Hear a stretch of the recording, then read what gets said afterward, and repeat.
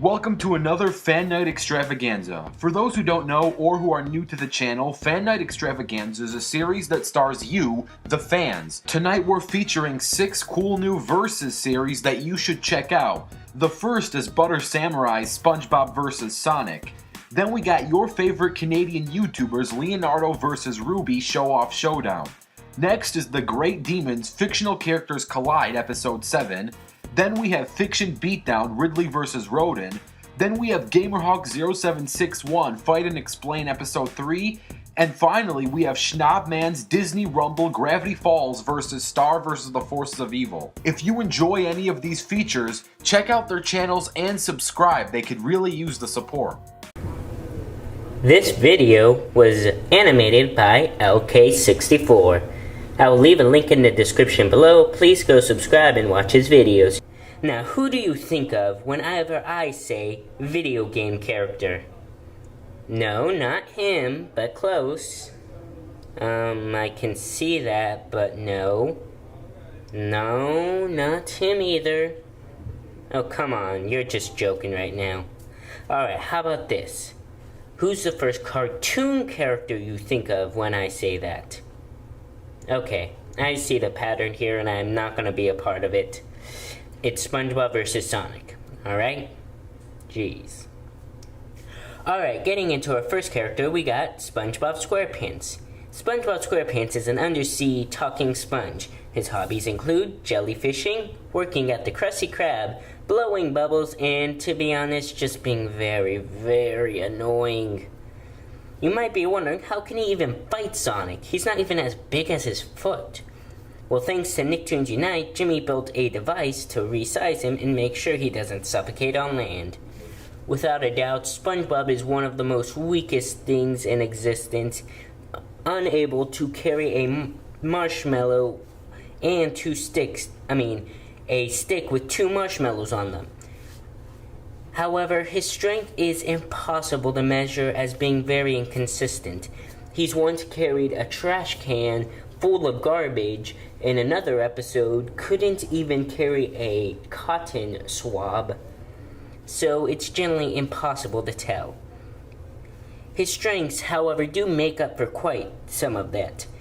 SpongeBob is a black belt in karate and trains his skill every time he goes to work, as constantly karate chopping the patties to make them, and very much more. His weapons include a jellyfish net, which is strong enough to hold over 100 jellyfish. And that's one tough net. His best strength, without a doubt, is his durability. He's practically immortal. SpongeBob can be punched, beaten, torn apart, and he can even be burnt to dust, and he will regenerate. SpongeBob does this stuff every day, so it's generally nothing new to him. SpongeBob is also a logic defier. He screws with logic all he wants. Like one time, he set a campfire underwater. He has a sea under the sea. And also one time, when he was far away from the Krusty Krab, not even in Bikini Bottom, he jumped into the next scene and was immediately in the Krusty Krab. Basically teleportation, but he kind of broke his show. And if he wants to, SpongeBob just gently has to ask the question and then the logic will immediately come back. Like when Patrick asked, "Hey, how can we light a fire when we're underwater?" Then the fire was immediately extinguished. SpongeBob actually has a very decent amount of fighting experience. He's been through a heck of a lot. You have to give him that. SpongeBob has many different costumes that give him many different powers. His first and most helpful is the Quickster outfit. Now, they have admit that the Quickster outfit is basically a rip-off the Flash and Quicksilver. He was able to run to a mountain and back, and we saw nothing. Now, the mind processes images around 13 milliseconds. So this means SpongeBob would have to have run to the mountain and all the way back in under 13 milliseconds to create that after image that he did with our eyes unable to see. However, his suit does have a weakness. He cannot abuse his speed for way too long, or it will start to hurt him. And also, Quicksilver's outfit has a weakness to fire. Not SpongeBob himself, but the suit itself does. SpongeBob also has his Goofy Goober form, which gives him a guitar that he plays and shoots lasers, a Super Muscle form, which makes his strength around Patrick's, which is very impressive. SpongeBob's most notable form, though, is the Invincibubble.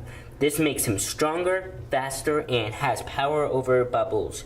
These bubbles are so strong that only people as strong as Patrick, SpongeBob, or the rest of the SpongeBob superhero group in their super forms can pop it. He also carries the magic paper, which what he writes down on here is going to happen. He can write somebody to be banned in a different place, and then they will be appeared there. And that's not the only magic weapon he has. He also has the magic pencil, which it lets him draw or erase anything, even sentient beings. One of SpongeBob's worst weakness, other than his actual strength, is he is a coward. He is scared very easily. But even with these flaws, SpongeBob is a surprisingly deadly opponent. His durability unmatched, and with his Quickster suit, he is one heck of a runner. But is his durability, costume powers, and karate enough to take down the Blue Hedgehog? Getting into our next character, we got Sonic the Hedgehog. Sonic the Hedgehog is one of the most known video game characters, other than Mario, of all time. Like his song claims, he's the fastest thing alive. Sonic's speed is unmatched in his universe. He is a freedom fighter against the evil Eggman, or Dr. Robotnik. Whichever he wants to go by right now. I don't know. Sonic's average speed is around 765 miles per hour, but that's definitely not his top speed. He can go a heck of a lot faster. He also has the figure 8 technique, which increases his speed even more. He one time outran a black hole. But don't assume just because he's really fast that he isn't strong. Sonic is very strong, as his spin dash can easily tear through metal. Sonic has tons of fighting experience. Sonic has a few forms himself, including the Werehog form, and most importantly, the Super Sonic. When he gets all 7 Chaos Emeralds, he goes Super. This increases his strength and power by 1,000%. He becomes stronger, faster, and a heck of a lot scarier. He cannot die in this form, and he can stay in it as long as he has a consistent supply of power rings. Sonic will also have unlimited stamina, and if he were to run out of rings, he will always go back to his normal form, oddly at peak ability, so basically a second life. Sonic is very intelligent, however, he's definitely not the brains of his group. That goes to Tails, but Sonic can think of plans on his own if he needs. Sonic has various power-ups like the Fire Shield, Water Shield, Invisibility, etc., etc. Sonic also carries with him the Magic Glove. This can trap enemies in a bubble of some sort. Sonic also has the sword from Sonic and the Black Knight. Sonic has taken on impossible odds, beaten World Busters, fought what some people might call God level, but Sonic does have weaknesses. Most notably, he can't swim. He drowns pretty dang fast. Sonic is also cocky, impatient, and very full of himself. His attitude can put himself and others in dangers. However, despite these big flaws, Sonic is still extremely fast, strong, smart, and a hard force to stop. But is he strong enough to beat the undersea sponge? Well, let's see, because it's time for versus.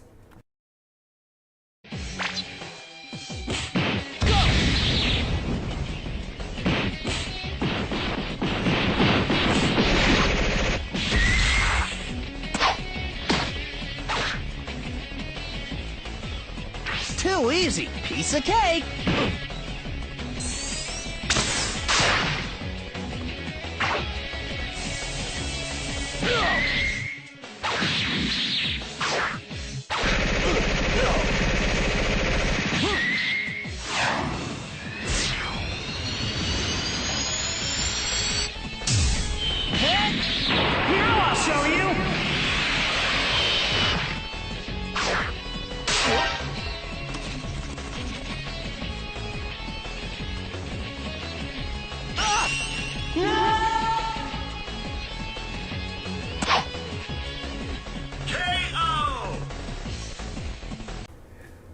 Well, looks like our winner is Spongebob Squarepants.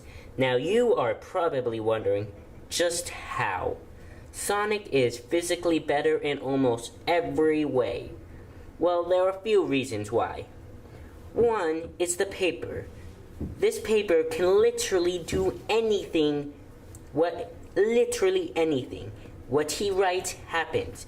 He could easily write, then SpongeBob was faster, stronger, and smarter than his opponent, and he would easily God-stomp Sonic. Let alone he could just write him from existing. Plus, Sonic didn't have too many ways to kill SpongeBob. SpongeBob literally has been burnt to dust by fire and other stuff, and he takes this daily. This is nothing new to him. But Sonic's magic glove could have trapped him. No, because the pencil and the paper could easily have gotten rid of it. Whether it be just erasing the bubble or writing the magic gloves out of existence. This can easily get rid of any of Sonic's weapons, like the Chaos Emeralds, and the Quickster suit could keep up with Sonic pretty dang decently. As the feat of him being able to run to a mountain and back in under 13 milliseconds, this makes him faster than light. So he could generally keep up with Sonic fairly decently.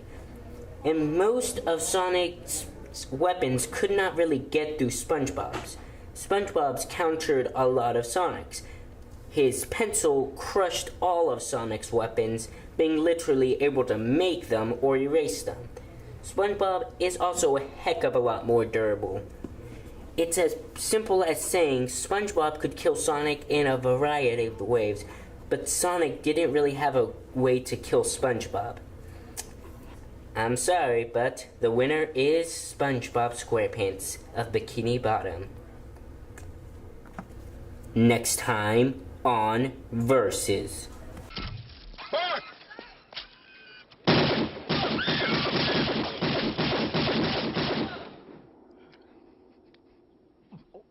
Thank you for not smoking.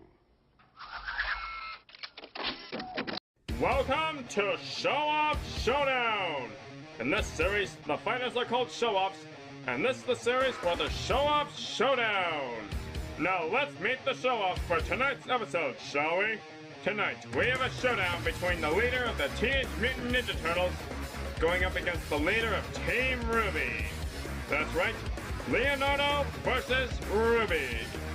And not just any Leonardo. The version of Leo we'll be using for this battle will be none other than the 2003 Leonardo. I put links to the analysis of both characters in the description below. With that being said, it's time for a show-off to showdown! Fight!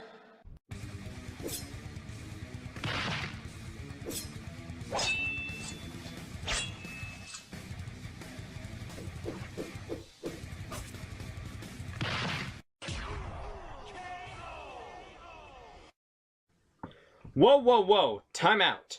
Okay, now before the Ruby fanboys rage, please hear me out. I can explain everything. And I will explain every detail of this fight one step at a time. So please save your ranting for after the end of the video. Okay, now let's discuss Leonardo versus Ruby. Now, I will start off by saying that the version of Leonardo we were using for this battle was the 2003 Leonardo. Now, if Ruby was fighting the 2012 Leonardo, then Ruby would have easily won. No doubt about that. But this was the 2003 Leonardo, who is a completely different character from the 2012 Leonardo. Now, let's discuss how and why Leonardo wins this fight. First of all, Leonardo has most of the advantages. Leonardo is stronger, smarter, more durable, more skilled, and more experienced than Ruby is. I'm sure we can all agree on that. Now let's discuss their speed. Thanks to Ruby's semblance, Ruby can move fast enough, it's almost as if she's teleporting, which does help her keep up with Leo's speed, and Leonardo is extremely fast, for a turtle. While Ruby's semblance is useful while fighting against someone like Leo, sadly it comes at a price. Her aura. Ruby uses her semblance at the cost of her aura. When Ruby uses her semblance, it weakens and or decreases her aura, making her less durable and more vulnerable to attacks. Now let's discuss their weapons. Now you're probably thinking that Ruby's scythe is superior to Leonardo's swords, right? Well, not exactly. Ruby's side does look like a more powerful and deadly weapon, but you shouldn't judge a book by its cover. Ruby's scythe is sharp enough to cut through trees. Now, don't get me wrong, that's actually pretty sharp. In fact, you know those big, brawny lumberjack guys who carry big axes, right? For chopping down trees? Well, despite them being that big and bulky, it would still take them quite a few swings just to chop down one tree with an axe. Now, on the other hand, Ruby, who is a 15-year-old girl, her scythe can effortlessly slice through trees like butter. In fact, she delivers a very clean, clear, smooth, and perfect slice when she chops them down. So that is a pretty sharp scythe. But they're not nearly as sharp when compared to Leo's katanas. Leonardo's swords can effortlessly slice through solid metal, which is something that no ordinary sword can do in real life, as far as I'm aware. Yet this is something that Leonardo casually does almost all the time. Leonardo's swords can casually and effortlessly slice through steel, blades, armor, robots, tanks, and much more. So I think it's safe to say that Leo's swords are definitely capable of cutting Ruby's scythe in half. Not to mention, Leonardo is easily durable enough to withstand bullets, so Ruby's shotgun blasts aren't really going to do anything to him. Now, Ruby may be skilled with her scythe, but she's not very good with hand-to-hand combat. Leonardo, on the other hand, is a master of ninjutsu who has learned everything that Splinter has had to teach him. And Leonardo is an excellent fighter with or without his weapons. And thanks to Leonardo's speed and quick ninja reflexes, he is definitely capable of disarming Ruby by either taking away or knocking the scythe out of Ruby's hands. Or maybe his swords would just cut through the scythe first. Maybe, maybe not. Without the scythe, there isn't much Ruby can do against Leo. Alright, now here's the question that everyone is probably wondering. Couldn't Ruby just use her silver eyes to freeze Leonardo and then kill him? Well, it's a bit complicated actually. Now, theoretically, yes, Ruby's silver eyes would probably be able to work on Leonardo, and they would be able to freeze him. But there's something wrong with that actually. You see, Ruby's silver eyes are not something that just happens automatically for no reason. Now don't worry, I will not give the excuse that Ruby isn't experienced with her silver eyes and she doesn't even know how they work. Rather, if that excuse is true or not, I have a much better explanation for this. Now, Ruby's silver eyes have a bit of a plot factor to them. Okay, now wait a minute, let me explain. Like I said before, Ruby's silver eyes are not something that just happens automatically for no reason. Her silver eyes had to be activated and or triggered by something.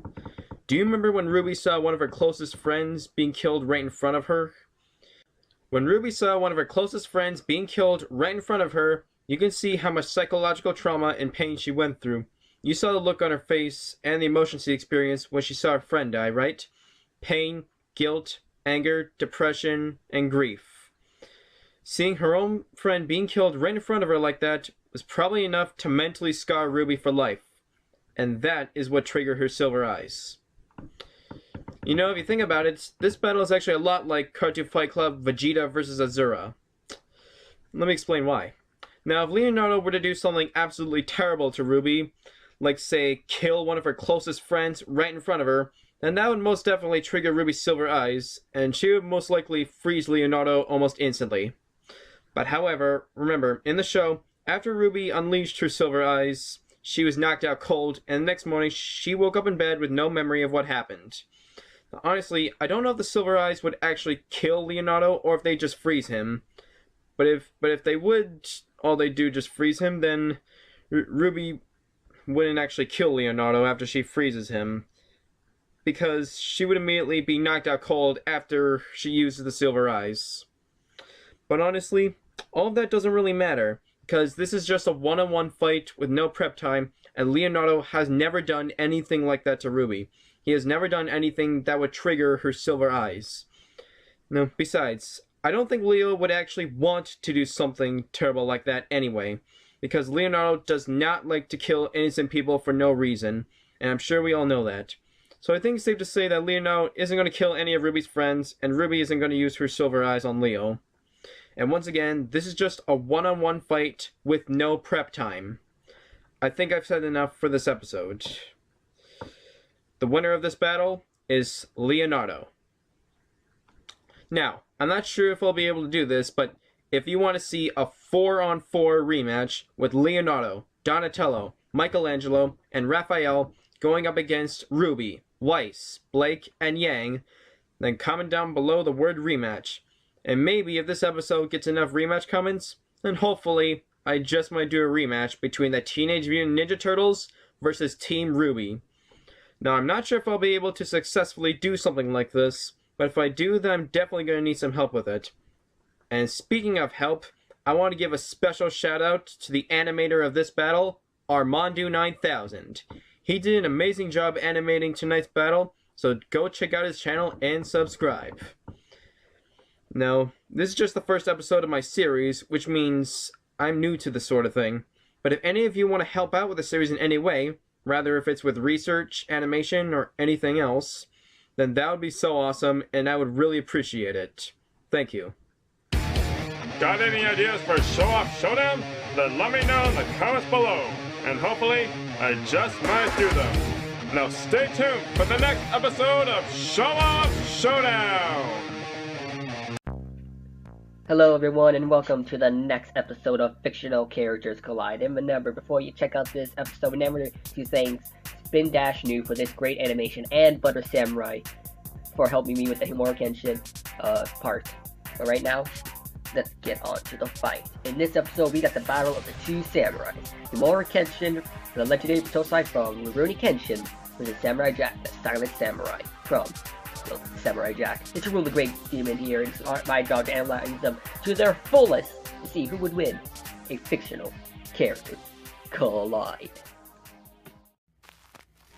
Hi, I'm Butter Samurai of Versus, and I'll be covering Kenshin.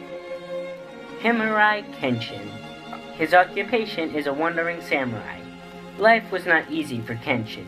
His parents died of cholera when he was a kid, and he got sold into slavery. However, a swordsman teacher known as Sujiro managed to save him and is the one who took Kenshin under his wing. Kenshin is an impressive person. Despite his slender and almost womanly frame, he is at peak human condition and past in some areas. But he is inhumanly fast. His reflexes and speed is amazing. He has a sword called the Sakubuza, and he knows many techniques. He knows the Ryu Kensen, the Ryu Shosen, the Ryu Sosen, and many, many more that all seem to start the same. Many of these things can help protect, knock weapons out of hands, block, and also get a good strike in. Kenshin has done some pretty dang amazing things. Like, he has defeated entire armies alone. He has taken on the superhuman and even supernatural people and easily bested one of the greatest swordsmen in his universe, easily making him the best in his universe. He can slice a cannonball in half and react to them very quickly. Now, the average cannonball can go about 100 to 200 ms. Now, not only does this put Kenshin's reaction time easily past this, as he can dodge and cut these in half easily, this puts his slicing strength to where he could pretty much easily take down brick walls with a single slash. And Kenshin, at his super high speed, can keep up with much powerful opponents, even if they are stronger than he is. Wow, he is very impressive in many of his areas. There is a problem. He's a pacifist. He does not really like fighting, trying to avoid conflict until it's absolutely necessary. And people like a normal thug could take him down if he refuses to fight. But even then, Once you get him mad and ready to fight, you want to stay out of the samurai's way, because he is one heck of a samurai, being the greatest of his universe and one of the best in fiction. But can he take down Samurai Jack? From one legendary samurai to another, let's go with Samurai Jack. Samurai Jack is the main protagonist in his own series known as, well, Samurai Jack. Samurai Jack is a heroic samurai in the future. Jack's story first began when he was born after Aku had his imprisonment by the hands of Jack's father. About a decade later, Aku escaped by an eclipse. Jack's mother went into hiding and sent Jack to train around the world. As was planned by his parents, should Aku ever escape his prison, and Jack's father failed to stop him. Jack then went into training. He trained in a village as a child and eventually traveled around the world to train more in different various areas. His years of training, he trained with Robin Hood, monks, Vikings, and more. Near his adult life, he could break spears with his bare arms and legs while closing his eyes. Jack then, after finishing training, he went after Aku. He took Aku down. However, Aku's power sent Jack to the future. Now he seeks to return to the future and finally kill Aku. Jack has many skills he learned in his life. He is fast enough to be able to deflect minigun fire point blank. And one time he dropped a cup into the air, defeated a couple soldiers, and then caught the cup right before it even moved an inch. Jack is extremely strong as well. In his fight with Human Aku, he was able to destroy a solid made pillar with a single kick. He's also for a long period of time carried a rock many times his own size while running and jumping. Without the rock, he's able to jump so high, Aku thought he was even flying. The god of chaos actually thought Jack could fly, even though he's known to be human. And Jack once cut through a beast, a part of indestructible metal with a single slash. Jack doesn't lack in durability either. He could take many slices that would be fatal and continue on like it was nothing. He once took a massive explosion that destroyed an entire arena like it was nothing. This arena was similar to the Roman Colosseum. Not only that, but he once took a fall from space to Earth and got off like it was nothing. Jack is very well on the thinking on his feet. He could often make plans to outweigh his opponents. By this, he is ingenious. Samurai Jack has also been trained to hide in plain daylight. Just by hiding in the sun, out of the skies, he can hide like he can hide out of nowhere. He could be standing right in front of you, as you couldn't see him, and he is just as agile. But one of Jack's most important skills is his sense. He doesn't even need to see his opponent to beat him. He once defeated thousands of arrows and made it to the top of a tower and disarmed those archers while blindfolded. And sneaking up on him is basically impossible. And there's also his sword. It's a magic sword and cannot be broken or destroyed. It was built to take down evil like Aku, but it doesn't mean it works on non-evil. Jack knows many skills of his sword. One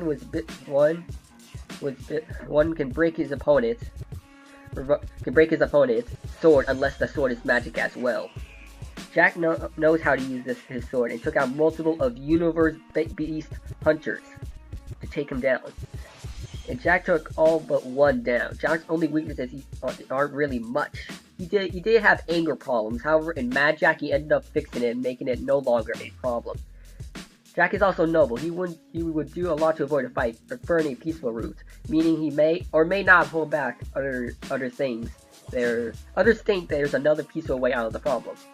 But that's his only real flaw in combat. But even with that flaw, Jack is still one samurai you don't want to mess with. So all in all, Samurai Jack is an amazing fighter who fought over multiversal beasts and almost defeated a god of chaos. But he always tried to find the peaceful route first, before they actually go into conflict.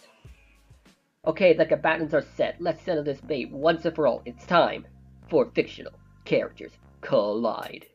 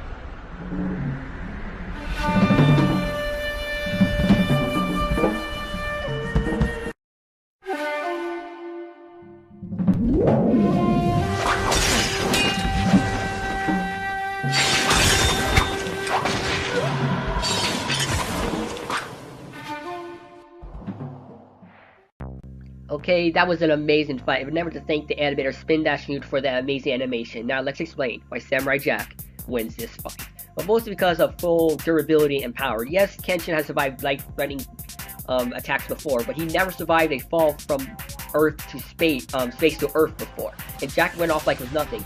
Humor Kenshin is still known to be human. And people said like this, Humor Kenshin is known to be godlike, but Samurai Jack has nearly defeated the god of chaos, Aku. And if he wasn't sent back to time, he would have killed him. Aku is known to be the most powerful gods in the Samurai Jack world and can easily defeat Homura Kenshin. Homura Kenshin hasn't faced anyone that powerful.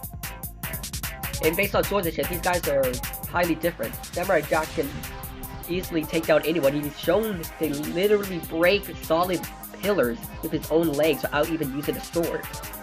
And speaking of swords, the swords are different. Samurai Jack is known to be a powerful magical blade, while Samurai Jack is just a regular reverse blade. And like I said before, Samurai Jack can break Homura Kenshin's sword because it's not magical. And based on this, you can really say that you can make Homura Kenshin unarmed and kill him. And yes, you could say about, oh wait, Homura can kill people, he's done it before. But whenever this, in the whole Rurouni Kenshin series, it was about him not killing people. It's about him trying to incapacitate them, which is not going to be possible for Samurai Jack. Samurai Jack has taken life-threatening hits before that are just like Homura's, and he never shown to be knocked out or defeated before like that. He took down multiversal beasts before, and still walked off. The only one he couldn't defeat was a matter of other things we don't like talking about, people. Well, hope you guys enjoyed this episode. We have to give this win to Samurai Jack. And remember to comment, like, and subscribe. Remember to check out Butter Samurai and Spin Dash Nude's channel in the description below. But right now, let's get to the next fight. Next time on Fictional Characters Collide.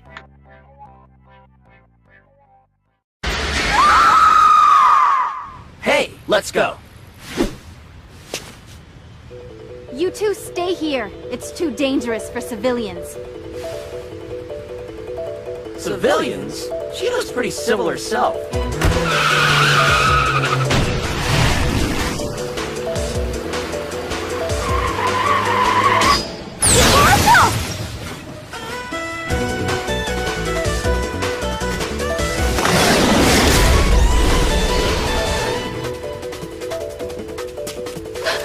Why don't you use these?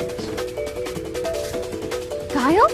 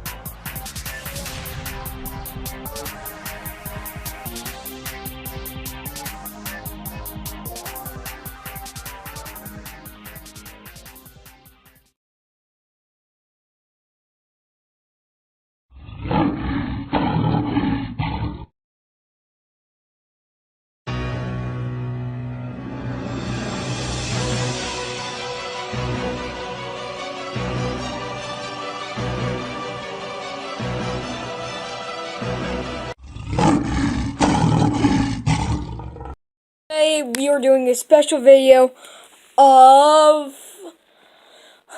Fight and Explain, and these are two characters I created, and this is what's so special about it. And one of them I only showed on my channel once, and no one really knows of because, well, it's been in one of my videos only once, and it was in my first animation video. And this is MLG Gamerhawk / Gamerhawk0761 animated, and the MLG6 Stickman. He was in my first animation video and he was the guy who got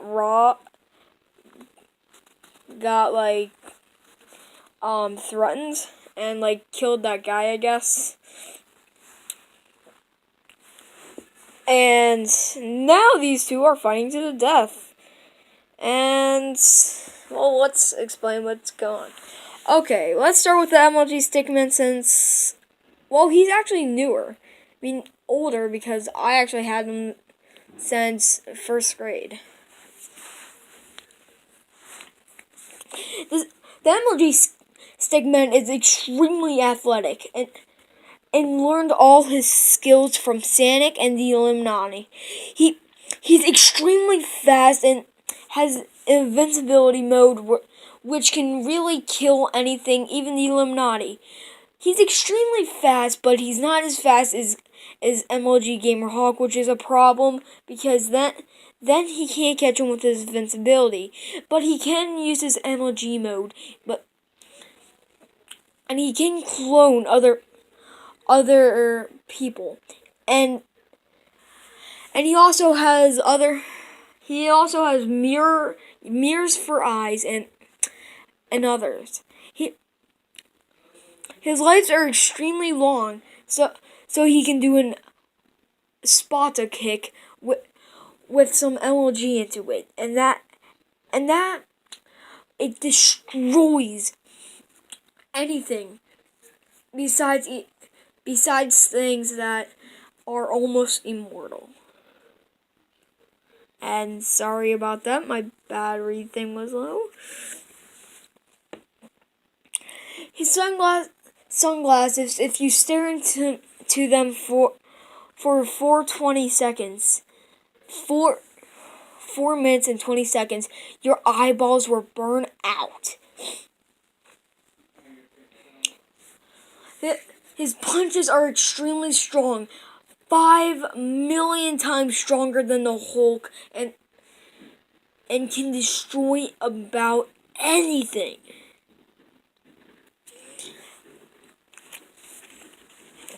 Let's move on to MLG Gamerhawk. Well, MLG Gamerhawk, we know, is very powerful. He can only die from himself because he was born with this weird kind of power that only allows him to die from himself. He can feel pain, and his eyes are made out of mirrors, just like the MLG Stickman. The MLG Stickman is actually related to MLG Gamerhawk. MLG Gamerhawk and them are actually lifetime friends.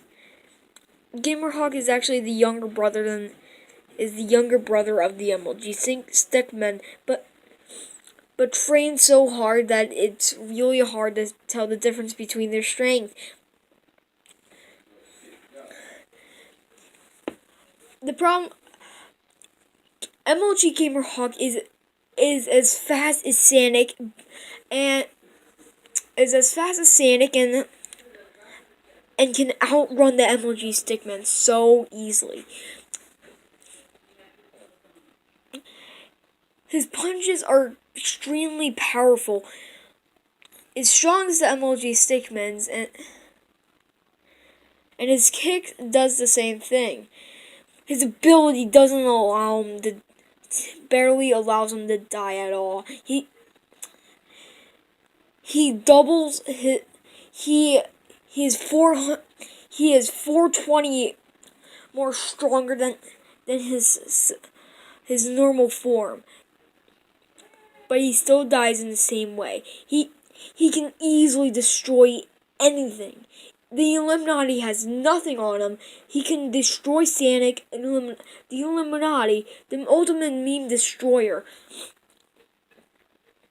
and any other character with 2 single punches with this ability. Even that boy. Okay, let's start this battle between these 2 characters I created. Alright, so Gamerhawk is training, but he really doesn't need to. Just punching a bunch of punching bags. And then the MLG Stickman snaps and wants to battle. So the MLG Gamerhawk throws his first punch. The MLG Stickman breaks through a wall. The MLG Stickman tries to kick at Gamerhawk. Gamerhawk gets out of the way quick as he can. MLG Gamerhawk runs after the MLG Stickman and cracks the MLG Stickman's neck. He draws his... Oh yeah, I forgot about it. He gets his animator to draw him a new neck. And then the MLG Stickman tries to hold on to Gamerhawk, but Gamerhawk turns into his huge ability. The MLG Stickman running for his life. He kicks MLG Gamerhawk with his ability straight in the face. MLG Gamerhawk gets extremely mad, runs after the MLG Stickman, grabs him, punches him in the face, but he needs to punch him twice. The MLG Stickman is almost knocked out, and he's bleeding. The MLG Stickman spawns in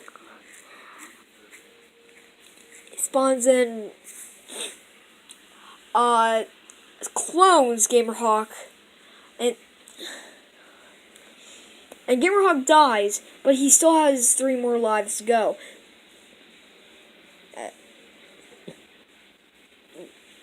He immediately destroys the clone of him. And he stomps on any clone that MLG Stickman tries to spawn in. Gamerhawk grabs him. And picks up a random flower outside. It says, kill, don't kill. Kill, don't kill. Kill, don't kill. Kill, and then the last petal. Kill. He smashes the MLG Stickman's face, and Gamerhawk's the winner. Why is Gamerhawk the winner in this battle? It's because of his ability. This ability can kill anything in 2 punches. That boy,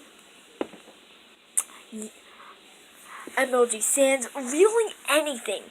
Even things that can't be murdered. Anything and everything. Anything. Like, think of a character. Gamerhawk can punch him in 2 punches and immediately kill him. MLG Gamerhawk is obviously the winner as well. He would have lost if he didn't have 4 lives, and he has. And if you watch my series of the animations of MLG Gamerhawk, he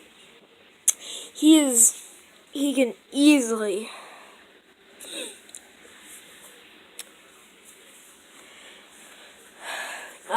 can't speak. He can easily win because of those 4 lives, and the clones always start out as normal Gamerhawk, so Gamerhawk can easily stomp on him, and he's also killing. And Gamerhawk needs himself to kill. Needs something from himself to kill him. So, but you need to kill him with 4 times. So, but Gamerhawk can easily stomp on the normal thing, on his normal ability, and win. There was really no chance for the MLG Stickman, if you think about it. Anyways, the winner is MLG Gamerhawk, and I will see you guys next time. And peace. And also, I don't think I mentioned why I haven't been making videos in a while. It was because I was on a vacay. See ya.